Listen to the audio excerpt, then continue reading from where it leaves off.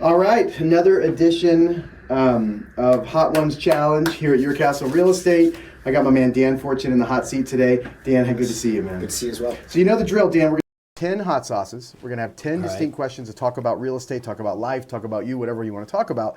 We want to peel back the curtain a little bit to people watching this on, you know, what you're doing, how you built your business, what you're doing, maybe some side things, and you know how real estate is in general. You know, we're going to dab some nugs. We're going to burn our faces off. We're going to have fun. You ready? All right, I like it. All right. Let's do it. So Dan, I've known you for a couple years now. You're somebody I admire. I love the way you are as a father, as a husband, as a team leader. You know, so many different ways you're a guy I respect. But you weren't always in real estate, right? No, yeah, So absolutely. prior to this, where did you get started? So I was an engineer before this. And this is the classic hot sauce. Fire index 0. Okay, that's my style. So you're an engineer. Yeah. So I was in the Air Force. I actually graduated from the Air Force Academy down the street from here. And then when I got out of the Air Force, I went and did basically the same stuff. Nice. As an engineer for Lockheed, doing some space stuff. That has no heat whatsoever, so don't worry. All right, cool. Well, you're not going to hear me complain. So yeah, that's what I was doing before. And then I've told this story a few times. My father-in-law over a game of chess. I was on an executive track to do, probably end up moving to the East Coast. And I just got married and I was like, I don't know if I want to do that. But I didn't know how to do anything else. I've been doing kind of the same stuff for my whole life. Right on. And so he said, hey, you know, see if you like real estate. He said, don't quit your day job. Some of the best advice I ever got, don't quit your day job. See, one, if you like real estate, and two, if you're good at it. So I worked full time and I did real estate full time. Go ahead, how long? There we go. Because that's a hard thing to do, right? Because you're getting off work and you're going back to work. Yep. Luckily, I assume, you know, I know your work ethic, so I don't think that was a problem, but, you know, that first year or two, however long you did it for, That was about a year and a half. when did you know it was time that Lockheed had to go? Because I'm guessing if you were at Lockheed, you're an engineer, you make a pretty good money. Yeah, I made a deal with myself and I told my wife, I said, I will keep doing both until I'm making more in real estate than I am as an engineer. Okay, and there. I mean, yeah, because I got a top secret security clearance and other stuff like that. So if I left, like, it was a big deal to leave. Sure. There was a lot of stuff I couldn't really go. I mean, it would be very difficult to go back. I couldn't be gone for a year and a half, then come back and be like, oh, real estate didn't work out. So that I was get it. Okay. And I think, and I've talked to a lot of people about that. If you're going to dabble in real estate, like, you're much better off, like, mentally pretending you don't have the job that's making you money, but continuing to go down the path, because I've heard it said, like, you know, I have commission breath and stuff like that. Sure. I just didn't have to worry about it. The other thing that I did is I had put together like a little team of people and we shared deals. So we always had some income coming in. Oh, okay. Right. And then we would continuously, and it's worked because other people, I mean, Brandon Griffin is someone that did it with a partner. Like, a lot of different people have done this. As long as you have conversations and one person isn't working a lot harder Sure. than the other people, you just continue every month. We would just have a conversation. Is this still working? Is this still working?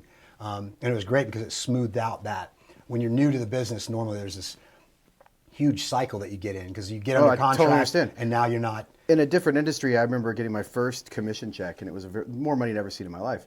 And I spent every dollar of it. And I thought, okay, well, next week I'm just going to get another one. And then I was broke. Yeah. So good Yeah. advice. Yeah. So we'll move on to number 2. This is C and double. Seeing A double. little bit All right. hotter than this one, not much though. So you mentioned, you know, you just got married, you got in the business. Your wife is a lovely human. I love her to death. She's my favorite in the whole How world. much better was it having a spouse that, that grew up in real estate, right? Because she watched her dad do this business. She Yeah. kinda had some expectations, right? I think that's the big thing. And even better than that, so her dad was also an engineer, electrical engineer. And he retired. They moved out here and then he started in real estate. Okay. So she got to see him build his business and what that was like. As opposed to being born, already doing that, being established. She watched him go from knowing nothing about real estate business, getting licensed, all that. So she knew kind of going in what that grind was going to look like for the first few years. So cool. she was just awesome about it. There is absolutely no heat to the seeing double. I'm seeing it be like a little baby hot sauce. Just telling you. Yeah, I think if you have a spouse that are a partner, how I want to frame it, who's never done sales, and it's kind of an eye opener, right? Because I answer the phone all the time. Yep. Right, and I've tried to, you know, I don't know if this is good or bad, like trained my kids to knowing that we can be mid-conversation and I go, I have to take this. Yep. Right? But I always explain to them the why, right? Like that, like my son knows if I interrupt him, that he knows why I'm doing it, Yeah. so I can provide for him. Yep. Right? And then as soon as that call's over, I'm like, you left off at this. Let's bring that back. You're right? back into it. Yeah, I want to be in the moment, but I feel like I have a responsibility to my people, to be there for them too, right? Now, obviously my family comes first, but this is the vehicle that pays for my family. Yeah. Right. So, yeah. Yeah, I think the setting the expectations when we talk to newer agents and stuff like that, that's one of them we too. Like you want to get buy-in from your partner, if you have a partner, and from your family. Like this is what life is going to look like. Especially the first couple of years might be a lot of grinding. Like I remember talking to Tabitha because when she came over, who's on the team and a leader, and she's amazing. And we were talking about her business a lot was built around open houses. And so we were having a conversation as she was growing her business. Do you want to continue to have it built around open houses? Because that means like nights and weekends, right? And so she decided with where her kids were in life that she was going to change her strategy around how she was going to grow her business. But at the time, like her husband, who was an attorney, and her kids understood like, yeah, I'm going to miss some soccer games. I'm going to miss this and that because open houses are on the weekend. I can't hang out all weekend and be successful doing I think open that's houses. so powerful too. Like it's Tabitha is an amazing human and amazing at this business. And I remember she had a banner year, and I don't want to talk numbers or that kind of stuff, but she did something that put her in the top like 1% of all realtors. And I called her, I think earlier in the next year, and I'm like, you did this. What are your goals now?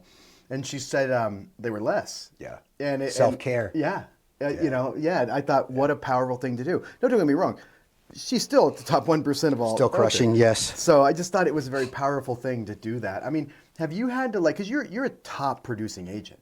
Have you had to do kind of something similar over your daughter's how old now? My daughter's 7.5. So 7.5 years. Yep. Have you had to adjust your business? Say, okay, this year I'm going to let off the gas, or this year I'm really going to push, or 2019, my wife was actually 2017. We started having the conversation about like this is going to go really fast, and so my wife convinced me is not the right word. She opened my eyes to an opportunity to leave the country for a year and be with our kid.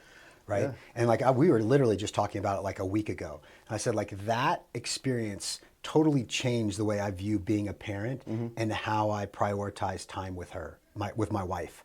Without that, and that, there's another story around that trip getting cut short and everything, but when we got 5 months, but I mean, it interestingly enough, it re-engaged me to be the impact leader and do real estate. I actually came back from that re-energized and loving this business in a way that I didn't before I left. Well, when you got back too, your team saw exceptional growth. Yeah. Right. So let's touch on that. You're not a solo agent. Yeah. You run with partners, one of the most successful real estate teams in Colorado, as far as it's so many metrics, right? Average deal, all these different things. Why do you feel like your team outperforms the market? And this is fermented kimchi. And I just learned what kimchi is the other day. I feel like I'm getting smaller and smaller nuggets as they get hotter. I'm just like, I'll just do a smaller.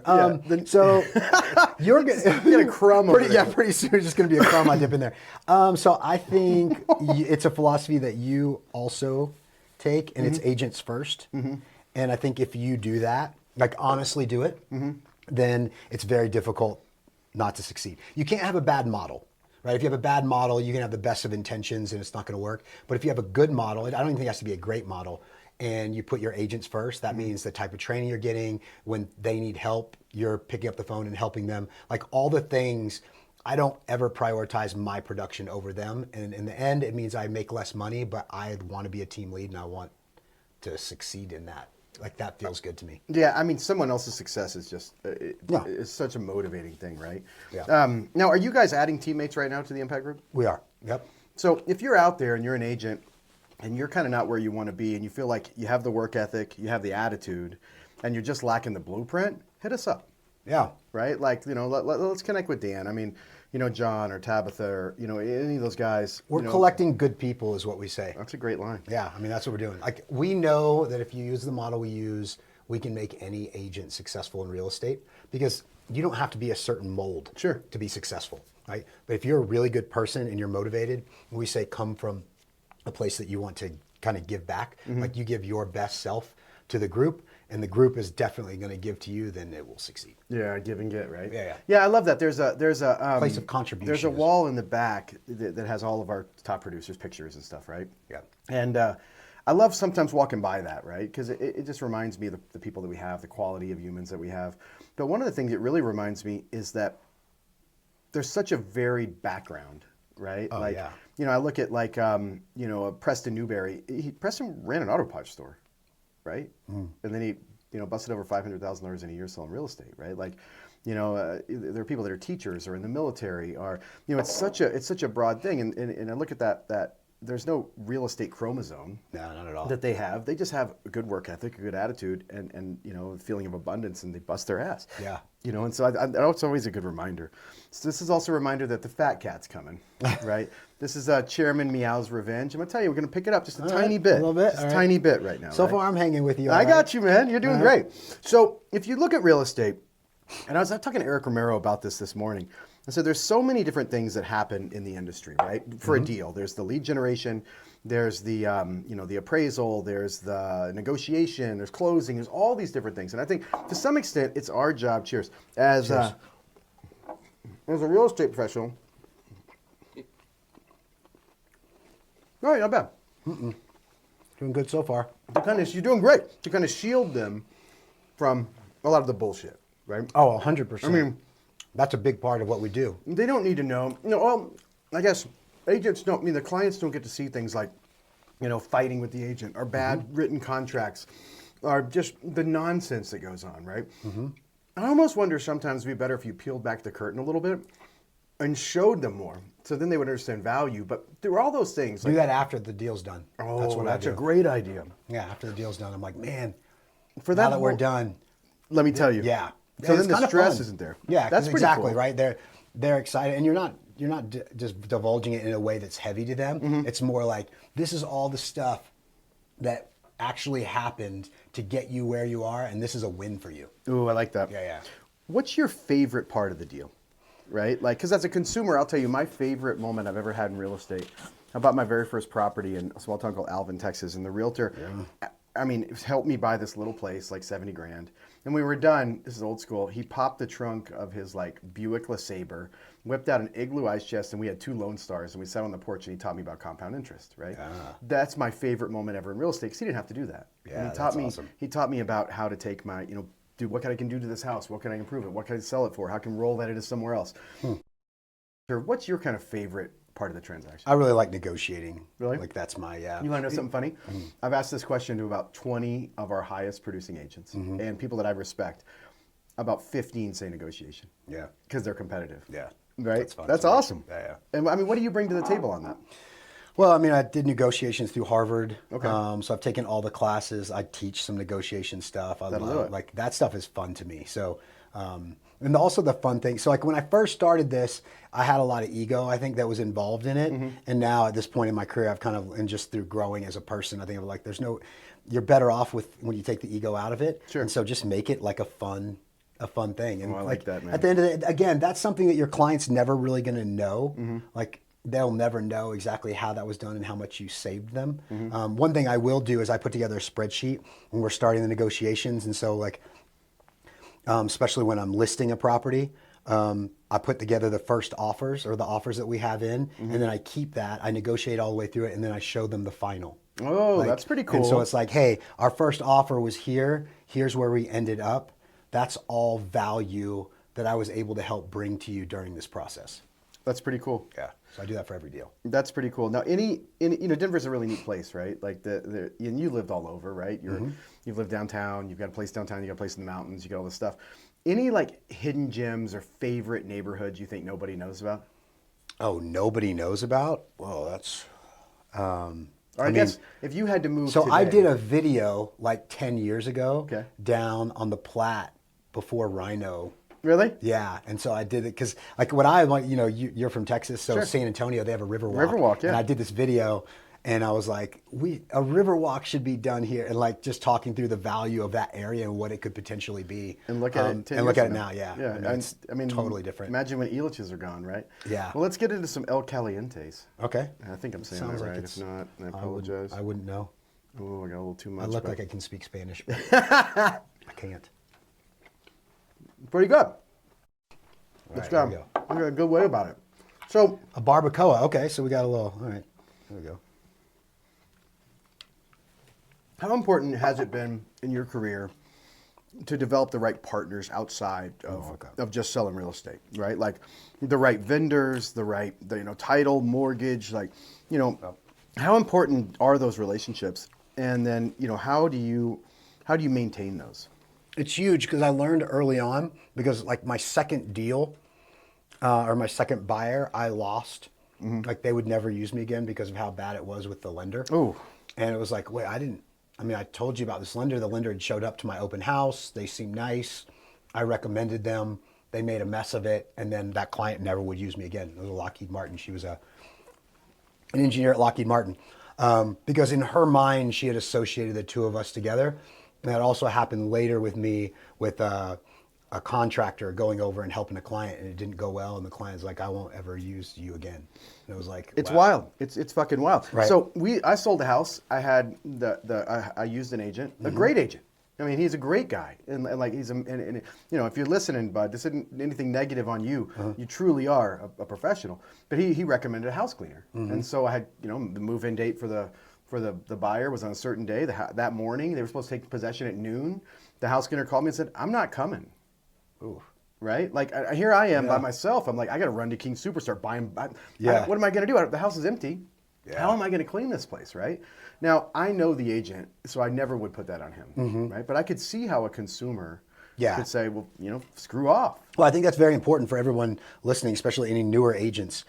You have to assume that consumer has no idea the difference between you and whoever you recommend. Ooh, that person is an extension of you, whether you like it or not, whether you tell them a million times, this is just someone. So, and there's some areas that I won't recommend anyone. I just will say, like, I don't have anyone that's really good that I would trust.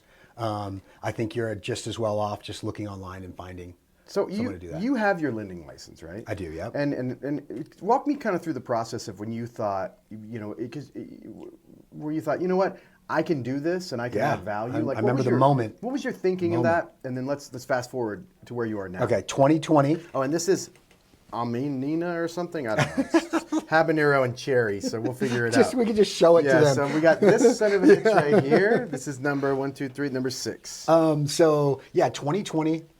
I had a deal fell out because of lending. I'm like, oh, that's not fun. And then that property down. Okay, go ahead.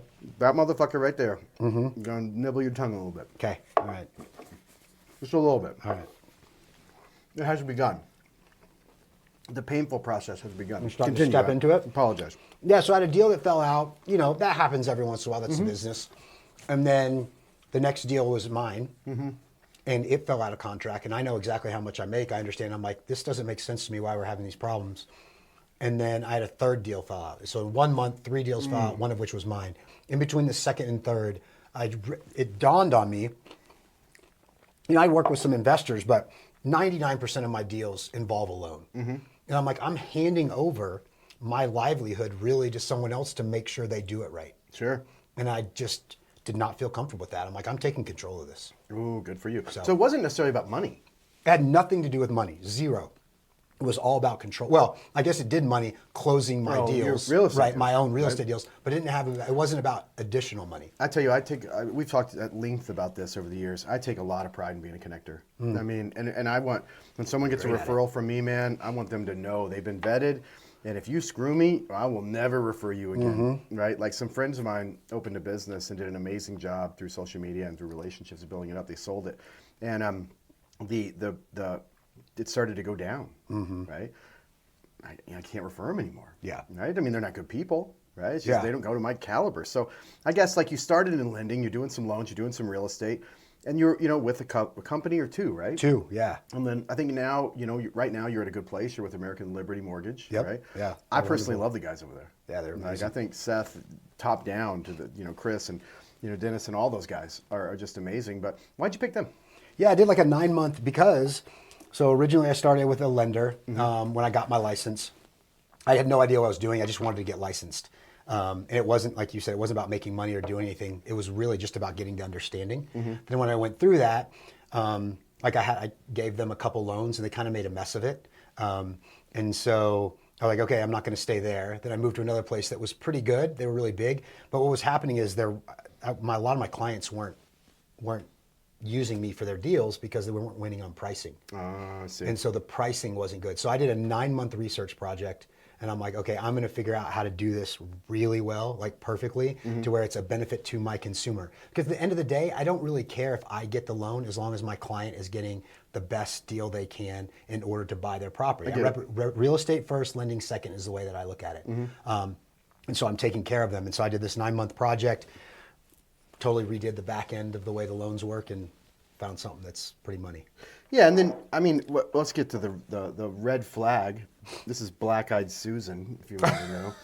I don't know how she got those black eyes, but we won't talk about it. It sounds like we're about to get hot. Oh, And it's kind man. of chunky, too. Yeah, so I know. This is going to be get into that's a little too much, but whatever. You know, and so you're working with ALM. Yep. You got the team in place. You start to know some traction.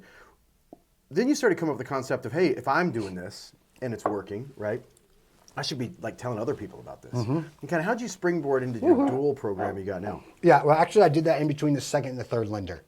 When I was at the second lender, I knew. Yeah, I was trying to get hot. Yeah, that one fucking sucks.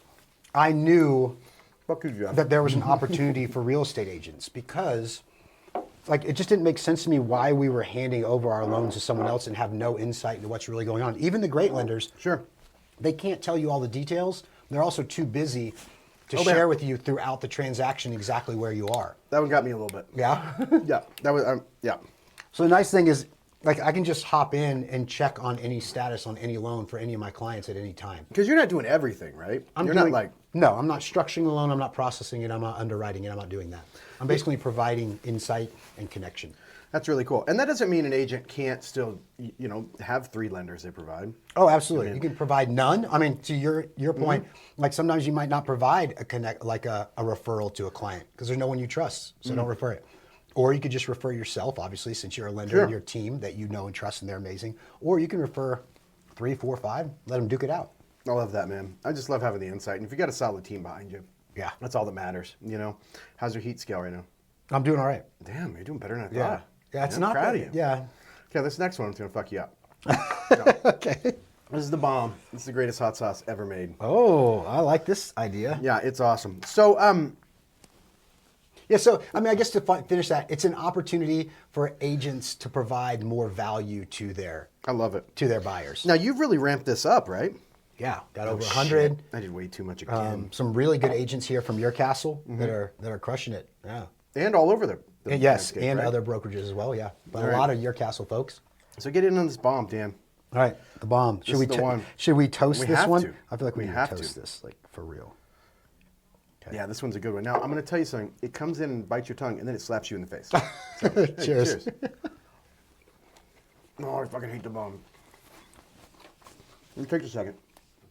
3, 2, 1. Yeah, you can smell it. You smell it. Yeah. It's hot, right? You're saying you're not going to sleep tonight, Jeremy. Yeah. You're not gonna sleep tonight, Jeremy. Oh, there it is. I own you, Jeremy. Oh, my God. Yeah, it's starting to get hot. Yeah. Oh, It just sneaks up, right? yeah, it is a subtle burn. Oh, man. It then just won't go away. It's still there. Still there, just being a dick.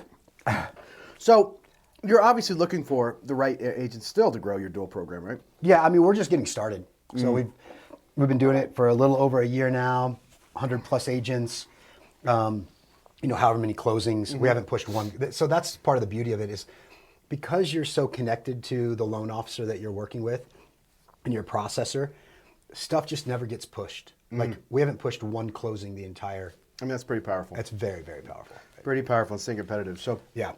We'll get to number 8. Yeah, No, man. number 9. Oh, man. This is the Peppers Up. That sounds good. Pepper sounds good. Sounds less hot. I don't know if it I'm is going less to hot. be real honest with you. This kind of makes that one worse, but I don't know why. Oh, man. Oh, shit. That was fuck. Not sleeping tonight, Yeah, Jeffrey. I'm going to pour this on the... Okay, so there's all these brokerages out there, right? Like, and you and your team get recruited. I know that, you know that, right? Anybody in any brokers in the city would love to have you guys, your productions, have people you are. But what keeps you here, man? I mean, you've been with us a long time, Yeah. Yeah, I mean, honestly, we get calls, I don't want to say weekly, but probably. I mean, almost probably daily if you take it across my team. There's probably somebody being recruited just about every day. There's a handful of things that make your castle. Like the people here Oh, fuck. are incredible. Oh, don't touch your eyes, by the way. Yeah, thanks for that. I mean, people like you, Hannah, Jeremy, Eric, you just go down the list of like people that are high value that it's great to work with. That matters a lot to me.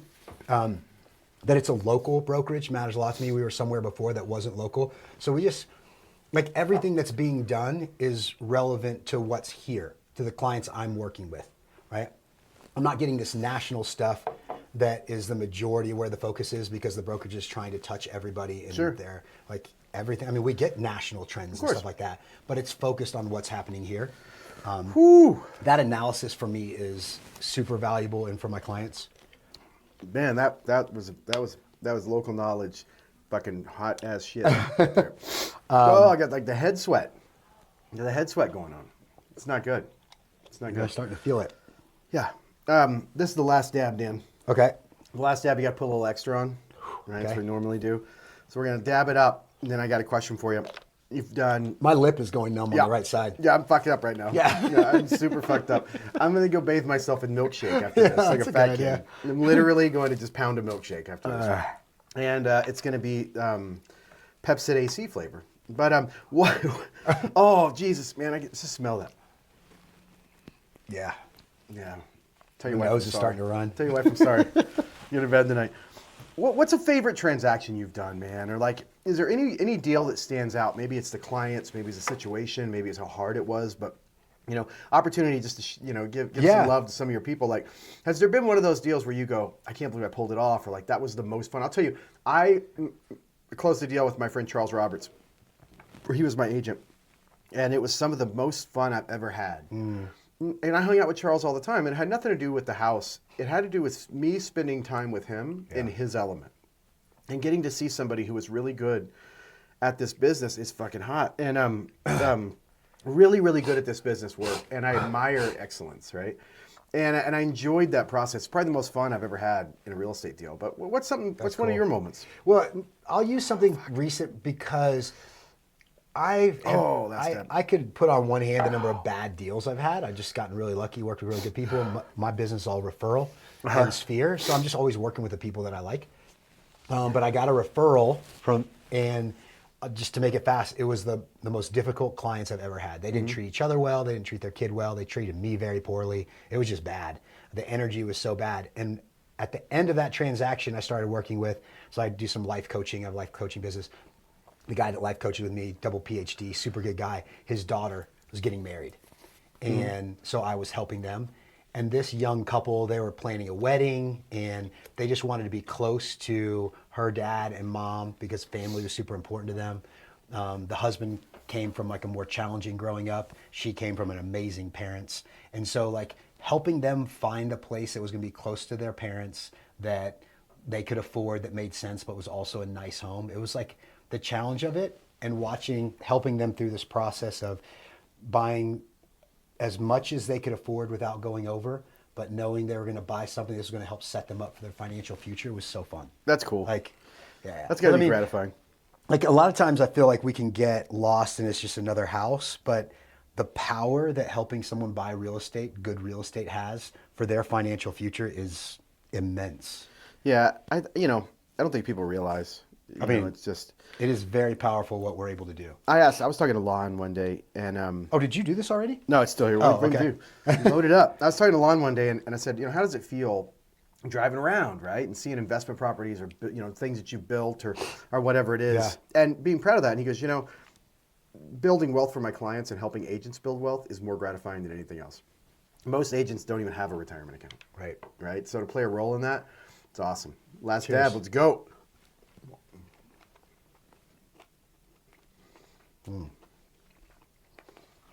I got nothing. But wait. Oh, I get it. What's coming? I feel like I can smell it 1st. Oh, yeah. I like kind of mix your nose. It was like Mad Dog 2020, man. Once that bottle opened, I knew I was fine. Maybe not right now, but later. Yes. I think that playing a role in people's success is something that motivates the shit out of me. That's the beauty of this business, man. it doesn't matter. You could have a PhD in economics. You could have a GED, right? That is fucking hot. We got to cancel all the rest of these hot ones. It's fucking hot. Oh, shit. It's so motivating. So, Dan, you're an author, you're a great husband, you're a father, you run a team, you're a lender, you do all these different things, man. I'm really glad you came in and hung out with me today. Super fun. Thanks for wrecking me. Burning our fucking face off. But one last question for you. If you had to go back and give your brand new advice with everything you've gone through in your journey, right? What would that one piece of advice be? Oh, man. Well, I mean, I really still like what my father-in-law told me. He said, don't quit your day job. Because what it did is it gave me some runway. But I think that works with someone like me that's going to work, like that's going to Tyler. Some people need to quit their day job because they're going to lean on that. Like I have an attorney friend that like he's never really gotten into real estate because real estate includes hard stuff. You're going to have to do hard stuff, things you don't want to do. And if you can lean back on the other job, you don't do the hard stuff that makes you successful. So mentally, like you have to pretend that you don't have that income and to just step fully into it. That's fucking hot. It like won't stop. It won't fucking stop, Jeff. I'll tell you, there's this old saying. It say like, how do I become successful in sales? And it said, go buy a new Cadillac. Yeah. Like, why do I buy a new Cadillac? It's like, so now you got to pay for it. Yeah. Right? Well, and he said, don't quit your day job. And he said, one, figure out if you like it, and two, if you're good at it, right? Because not everybody is going to like and be good at this. Sure. So it is worth kind of figuring out if you like it and if you're good at it. And if not, don't do it. There's 1,000 other things that you could do. No shit. Right? So do something that you're going to like and that you're going to be good at. Well, Dan, as always, appreciate the friendship, appreciate the insight. Good times hanging out. Yeah. If you're out there watching this, you're interested in the dual program, hit up Dan. If you're interested in the team, hit up Dan. If you're interested in burning your face off with me, don't fucking call me. But no, in all seriousness, thanks for hanging out with us. We'll see you next time.